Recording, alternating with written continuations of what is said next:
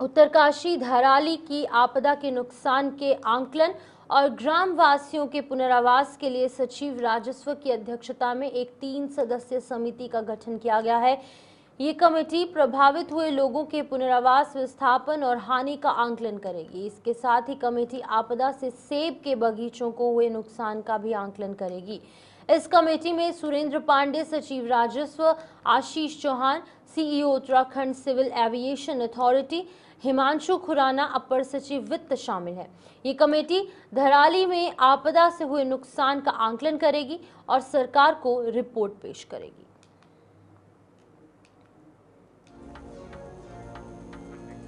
तो इस कमेटी का काम क्या कुछ रहने वाला है वो आपको बताएंगे, थोड़ा सा उस पर प्रकाश डालने की कोशिश करेंगे। तो आपको बता दें कि धराली में आई आपदा के नुकसान का आंकलन ये कमेटी करेगी।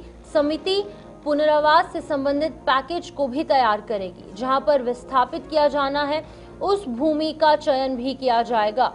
भवनों, दुकान, होटल, जितने भी होम स्टेज थे उनको पुनर्स्थापित मानकों का निर्धारण भी तय किया जाएगा इस कमेटी के द्वारा। वहीं आजीविका से साधन और उपाय पर विचार विमर्श भी किया जाएगा। तो एक कमेटी का गठन किया गया है और एक कमेटी तमाम वो काम करेगी जिसके चलते कि जो लोग प्रभावित हुए थे उन लोगों को किस तरीके से वापस से उनकी जीवन जो है वो वापस से शुरू किस तरीके से किया जाएगा, उस पर जो है वो काम किया जाएगा। ये कमेटी, ये ऑर्डर, जो ये नोटिस आप देख रहे हैं, ये उसी चीज़ का नोटिस है जिसमें कि इस चीज़ की जानकारी दी गई है कि एक कमेटी गठित की गई है और ये तमाम काम जो है वो कमेटी करने वाली है।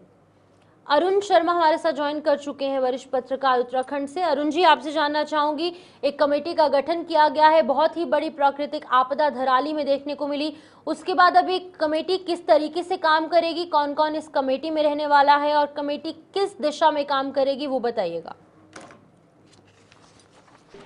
धराली की आपदा आपने भी देखी है और तमाम दुनिया ने देखी है। वहाँ आज की तारीख में उस गांव में कुछ बचा नहीं है। वो जो ऊंचाई में मकान बने हुए हैं या मंदिर बने हुए हैं वो तो बच गए, लेकिन जो घाटी के अंदर थे वो सारे के सारे तबाह हो गए और 1 वर्ग किलोमीटर का जो पैच है वो बुरी तरह मलबे के ढेर में दब गया है। अगर आपने देखा हो 40-50 फीट ऊपर मलबा है और स्थिति ये है कि वो सब कुछ मलबे के अंदर दफन हो गया है। तो इसी को देखते हुए, क्योंकि निश्चित तौर पर जो जगह तबाह हो गई है उसकी जगह वहाँ के निवासी जो बचे हैं उनको कहीं ना कहीं बसाया जाना जरूरी है।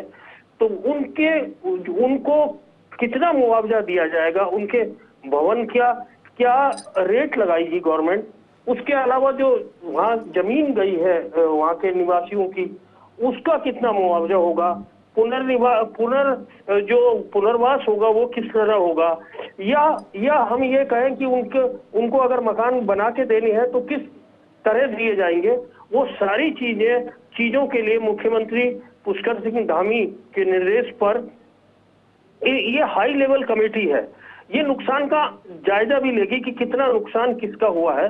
तो ये हाई लेवल कमेटी है जिससे जो ये आपदा प्रभावित है उनको मुआवजा दिया जा सके और उनके पुनर्वास का काम किया जा सके। इस दिशा में ये बड़ा महत्वपूर्ण निर्णय है।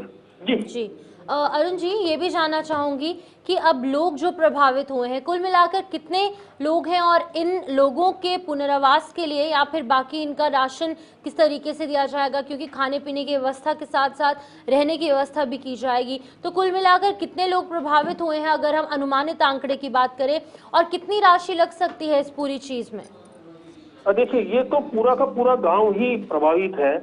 अब कितने लोग हैं क्या है ये तो देखिए वो लिस्ट जब आएगी तब पता लगेगा। अभी तक फाइनल लिस्ट कोई बनी नहीं है, लेकिन निश्चित तौर पर बड़ा नुकसान है। कई 100 करोड़ का नुकसान उस जगह पे है जो बिल्डिंगे मलबे में दब गई है, बिखर गई है, और वहाँ उनमें कौन लोग रह रहे थे और वो लोग कहाँ हैं उनका पता नहीं है, क्योंकि आज भी अंदाज ये है कि 100 से ज्यादा लोग लापता है।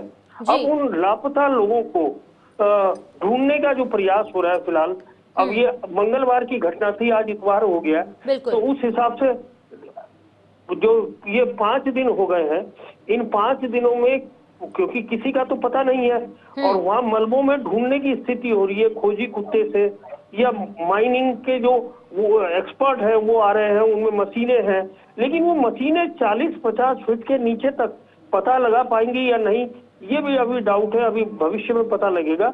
लेकिन बहुत बड़ा नुकसान हुआ है, और बिल्कुल। वहाँ बहुत सारे अरुण लोग जी, आपसे अभी भी जानना गायब हैं। चाहूंगी, इस समिति की जो ये जो टीम गठित की गई है, इसको कितना समय दिया गया है, कितने समय के अंदर अंदर ये सभी चीजें पूरी करनी है? क्या इस हवाले से कोई जानकारी है आपके पास? नहीं, अभी देखिए इसका कोई टाइम निश्चित नहीं हुआ है, लेकिन ये सरकार ने उम्मीद जताई है कि जितनी जल्दी हो सके आकलन लगा ले ये टीम, और वो सरकार को रिपोर्ट सौंप दे, ताकि सरकार इस कमेटी के जो सिफारिशें हैं उसके अनुरूप निर्णय ले सके। ठीक है अरुण जी, बहुत बहुत शुक्रिया तमाम जानकारी देने के लिए।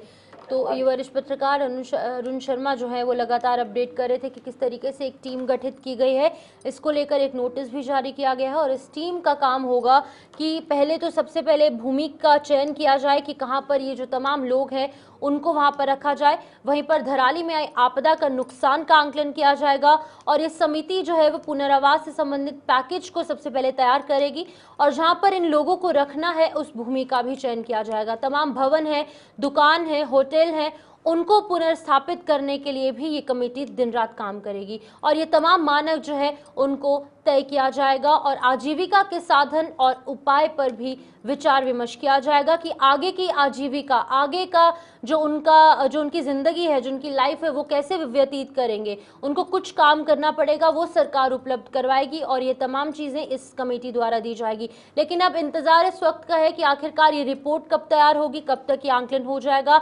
अब दिन रात काम किया जाएगा इस कमेटी द्वारा।